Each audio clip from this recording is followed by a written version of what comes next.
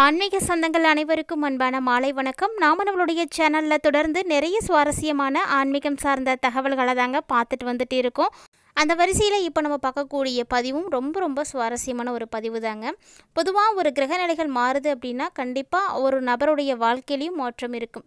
அதில் மீனராசினியர்களுக்கு எப்படி இருக்க போகுது, இந்த ஜூலை 31க்குள்ளே நடக்கக்கூடிய மாற்றங்கள் எப்படி இருக்குது அப்படின்றத தான் நம்ம இப்போ தெரிஞ்சுக்க போகிறோம். இந்த ஜூலை மாதம் அப்படின்றது பொதுவாகவே பார்த்திங்கன்னா மீனராசிக்காரர்களுக்கு ஒரு கலவையான மாற்றத்தை கொடுக்கக்கூடிய வகையில் தான் இருந்துட்டு இருந்தது. அதில் குரு பார்த்திங்கன்னா மிதுன ராசியில் உதயமாகி இருக்கிறாரு. சனி பார்த்திங்கன்னா மீன ராசியில் வக்ரம் அடைகிறாரு. புதன் பஞ்சமஸ்தானத்தில் வக்ரம் அடைகிறாரு. சுக்கிரனும் பார்த்திங்கன்னா மிதுன ராசியில் நுழையிறதுனால ஒரு சிலருக்கு சுப பலன்கள் இருக்குது, ஒரு சிலருக்கு அசுப பலன்கள் இருக்குது. அடுத்து செவ்வாய் பார்த்திங்கன்னா கண்ணியில் நுழைய போகிறாரு. ஒரு சிலருக்குலாம் பார்த்திங்கன்னா சுப பலன்கள் இல்லைனா அசுப பலன்களும் ஏற்படலாங்க. அடுத்து செவ்வாய் கன்னியில் நுழையிறதுனால ஒரு சிலருக்கு சுப அசுப பலன்களானது ஏற்படுற மாதிரி தான் இருக்குது. ஸோ கிட்டத்தட்ட பார்த்திங்கன்னா இது மாதிரி நிறைய மாற்றங்களானது உங்களுக்கு உருவாக இருக்குது. இதனுடைய அடிப்படையில் இப்போ உங்களுக்கு சாதகமாக என்ன விஷயங்கள்லாம் நடக்க போகுது, எந்த விஷயத்தெல்லாம் கவனமாக இருக்கணும், என்ன பரிகாரம் செய்தால் ஏற்படக்கூடிய பாதிப்புகளை குறைக்கலாம் அப்படின்றது எல்லாத்தையும் தொடர்ந்து பார்க்கலாம். வீடியோக்குள்ளே போகிறதுக்கு முன்னாடி நீங்கள் இன்னும் நம்ம சேனலை சப்ஸ்கிரைப் பண்ணாமல் இருக்கீங்க அப்படின்னா மறக்காமல் சேனலை சப்ஸ்கிரைப் பண்ணிக்கோங்க. கூடவே பக்கத்தில் இருக்கிற பெல் சிம்பிளை கிளிக் பண்ணிக்கோங்க. அப்பதான் நாங்கள் போடக்கூடிய வீடியோக்கள் எல்லாமே உங்களுக்கு நோட்டிஃபிகேஷனாக உடனுக்குடன் வந்தடையும். நீங்களும் பார்த்து பயன்பெறலாம். வாங்க வீடியோக்குள்ளே போகலாம். ஜோதிடத்தினுடைய கண்ணோட்டத்தில் பார்த்திங்கன்னா ஒரு நபருடைய வாழ்க்கையில் மாற்றங்கள் ஏற்படுது அப்படின்னா கண்டிப்பாக அதற்கு கிரகங்கள் தான் முக்கிய காரணமாக இருக்கும் அப்படின்னு சொல்லலாம். இந்த கிரகநிலைகள் அப்படின்றது இல்லைன்னா யாருமே யாருடைய வாழ்க்கையிலையுமே நடக்கக்கூடிய விஷயங்களை தெரிஞ்சிக்கவே முடியாது. அப்படி எதிர்காலத்தில் நடக்கக்கூடிய விஷயங்களை நம்மளால் தெரிஞ்சுக்க முடியுது அப்படின்னா ஜோதிடம் கண்டிப்பாக எல்லாத்துக்கும் உதவியாக இருக்கும்.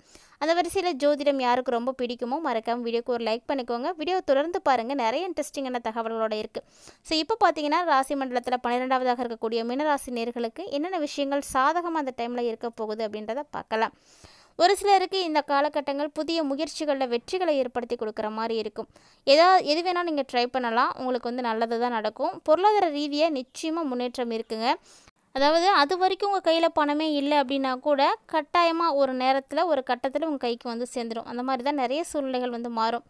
இந்த டைமில் ஒரு சிலருக்குலாம் பார்த்திங்கன்னா உடல்நலத்தில் தான் கவனம் இருக்கணும். அதிகமாக பயணங்கள் போகாதீங்க, அதெல்லாம் உங்களுக்கு பாதிப்புகளை ஏற்படுத்தி கொடுக்கும்.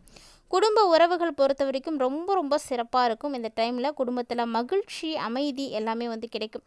உறவினர்களோட கருத்து வேறுபாடுகள் ஏற்படலாமே தவிர உங்களுடைய வீட்டில் எந்த ப்ராப்ளமுமே இருக்காது. ஸோ உறவினர்கள் விஷயத்துலலாம் கவனமாக இருங்க. அனாவசியமாக எந்த ஒரு விஷயத்துலையும் நீங்கள் தலையிடாமல் இருக்கிறது ரொம்ப நல்லது தான். தொழில் மற்றும் வேலை சார்ந்த விஷயங்களை பொறுத்த வரைக்கும் இந்த டைமில் கண்டிப்பாக உங்களுக்கு நல்ல முன்னேற்றம் இருக்குங்க. வேலை இல்லாமல் இருக்கக்கூடியவங்களாம் அதற்கான முயற்சிகளில் நீங்கள் ஈடுபடலாம். கண்டிப்பாக வேலை இருக்குது. புதிய முயற்சிகள் அனைத்துக்குமே உங்களுக்கு வெற்றி நிச்சயமாக இருக்கும். ஸோ அதனால் ட்ரை பண்ணாமல் விட்டுறாதீங்க. இந்த டைமில் முயற்சி பண்ணுங்கள். ஏதாவது ஒரு வகையில் உங்களுக்கு வேலை கிடைக்கும், இல்லைனா வேலையில் ஏதாவது மாற்றங்களுக்கான உருவாகலாம். ஸோ கண்டிப்பாக இந்த நாட்களையெல்லாம் நீங்கள் மிஸ் பண்ணக்கூடாது. பொதுவாக ஒரு மாற்றம் அப்படின்றது கிரகநிலைகளை சார்ந்து மட்டுமே இருக்குது அப்படின்றதுனால கண்டிப்பாக கிரகநிலைகள் மாறும் பொழுது உங்களுக்கு ஆட்டோமேட்டிக்காக அது நடக்க ஆரம்பிச்சிடும். ஸோ இந்த டைமில் உங்களுக்கு நிறைய மாற்றங்கள் உறுதியாக இருக்குது அப்படின்னு சொல்லலாம். எப்போதுமே கலையில் ஆர்வம் அதிகமாக இருக்கக்கூடியவங்க மீனராசிக்காரங்க. அதனால் கலை சார்ந்த விஷயங்களில் நீங்கள் முன்னேற்றங்களை எதிர்பார்க்கலாம். அதோட நண்பர்களோடையும் இவங்க நல்லா பழகுவாங்க. ஸோ யார் என்ன அப்படின்றதெல்லாம் கிடையாது. ஒரு முறை 2 முறை பேசிட்டாங்கனாவே நல்ல பழக்கத்தை ஏற்படுத்திப்பாங்க. அந்த மாதிரி ஒரு குணம் மீனராசிக்காரங்கள்ட்ட நிறையவே இருக்கும்.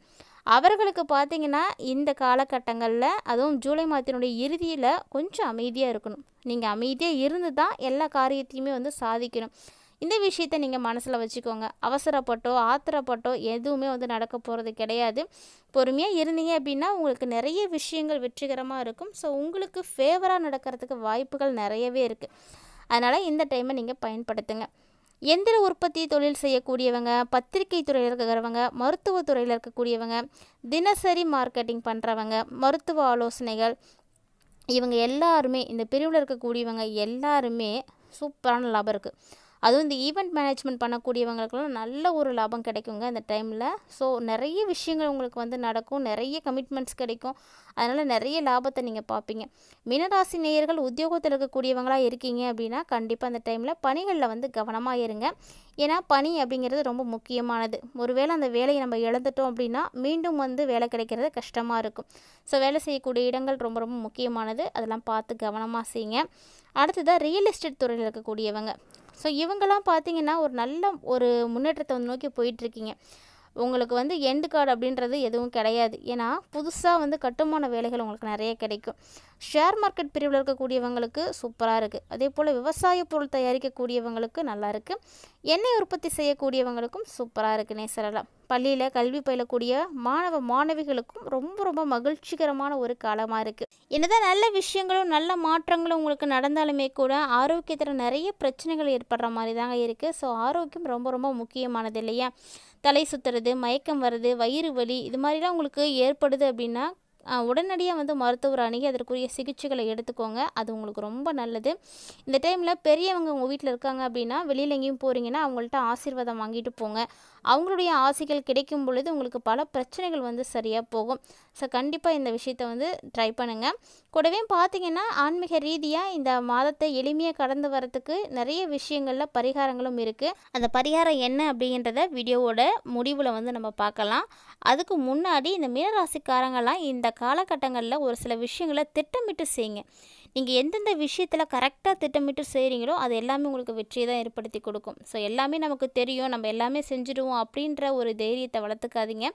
கரெக்டாக திட்டமிடும் பொழுது நிறைய பிரச்சனைகள் சால்வ் ஆகிறதுக்கு வாய்ப்பெலாம் இருக்குது. தொழில் வியாபாரத்துலலாம் நல்ல முன்னேற்றம் இருக்குங்க. ஸோ தொழில் செய்யக்கூடியவங்களாம் கவலைப்படாதீங்க. பணியிடத்தில் மட்டும் உயர் அதிகாரிகள் இருக்காங்க அப்படின்னா அவங்க கூட வேலை செய்யக்கூடியவங்க இருக்காங்க அப்படின்னா இவங்களுடைய ஆதரவு உங்களுக்கு வந்து கண்டிப்பாக வந்து வேணும் அப்படின்னு நினைக்கிறீங்கன்னா கண்டிப்பாக அவங்கள நீங்கள் அனுசரித்து தான் போகணும். அப்போ தான் உயர் அதிகாரிகளும் உங்களுக்கு வந்து ஆதரவு கொடுப்பாங்க. உடன் வேலை செய்யக்கூடியவங்களும் கொஞ்சம் அட்ஜஸ்ட் பண்ணி உங்களுக்காக கொஞ்சம் வேலை செய்வாங்க. இந்த மாதிரி நிறைய அட்ஜஸ்ட்மெண்ட்டெல்லாம் வந்து வேலை செய்யக்கூடிய இடங்களில் நிகழத்தான் இருக்கும். ஸோ நம்மளால் முடியாதப்போ அவங்க நமக்கு கொஞ்சம் செய்கிற மாதிரி இருக்கும். அதனால் அவங்க கூட கொஞ்சம் விட்டு கொடுத்து நல்ல ஒரு நட்புறவை வந்து வளர்த்துக்கோங்க.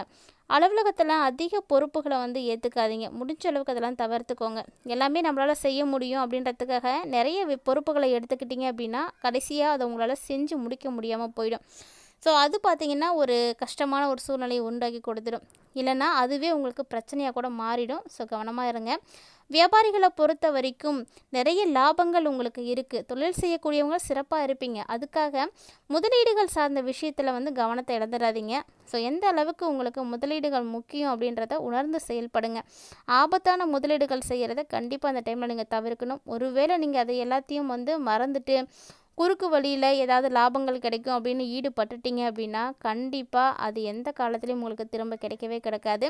கடந்த காலத்தில் உங்களுடைய வருமானம் எங்கேயாவது வந்து தடைப்பட்டு இருக்குது, ஒருத்தங்க உங்களுக்கு தரணும், அந்த பணம் இன்னும் உங்கள் கைக்கு வராமல் இருக்குது அப்படின்ற பட்சத்தில் இந்த டைமில் உங்களுக்கு அது எல்லாமே கைக்கு வந்து சேர்ந்துடும். அந்த கவலை எல்லாமே வந்து நீங்க போகுது. ஆரோக்கியம் சார்ந்த விஷயங்களில் சின்ன சின்ன பாதிப்புகள் இருந்தாலுமே கூட உடனடி சிகிச்சை உங்களுக்கு நிவாரணத்தை கொடுக்கும். மறந்துடாதீங்க. திருமணமானவங்க வாழ்க்கை துணையோட மகிழ்ச்சி அவங்களுடைய நேரத்தை செலவிடுறதுக்கான நிறைய வாய்ப்புகள் உங்களுக்கு வந்து கிடைக்குங்க. கண்டிப்பாக இது மாதிரி கிடைக்கக்கூடிய வாய்ப்புகளை எதையுமே வந்து நீங்கள் மிஸ் பண்ணிடாதீங்க. ஏன்னா இல்லற வாழ்க்கையை பொறுத்த வரைக்கும் நிறைய பிரச்சனைகள் அப்படிங்கிறது அடிக்கடி உருவாகிக்கிட்டே தான் இருக்கும். அதையும் எல்லாம் மீறி நமக்கு கிரகநிலைகள் சாதகமான பலன்களை கொடுக்கும் பொழுது கண்டிப்பாக அதெல்லாம் நம்ம பயன்படுத்தணும். ஸோ குடும்ப வாழ்க்கை அப்படிங்கிறது ரொம்ப முக்கியமானது. குடும்பத்தில் மகிழ்ச்சி இருக்கணும், அமைதி இருக்கணும் அப்படின்னா விட்டு கொடுத்து போகிறது தான் ரொம்ப ரொம்ப புத்திசாலித்தனம். ஸோ மீனராசி நேயர்கள் வரக்கூடிய ஜூலை 31க்குள்ளே என்னென்ன விஷயத்துலலாம் என்ன பலன்கள் அடைய போகிறீங்க, எப்படியெல்லாம் கவனமாக இருக்கணும், என்ன செய்யணும் அப்படின்றதெல்லாம் நீங்கள் பார்த்துருப்பீங்கன்னு நினைக்கிறேன். கட்டாயமாக இந்த பதிவு உங்களுக்கு பிடிச்சிருக்குன்னு நினைக்கிறேன். பிடிச்சிருந்ததுன்னா லைக் பண்ணுங்கள், ஷேர் பண்ணுங்கள், மறக்காமல் கமெண்ட் பண்ணுங்கள்.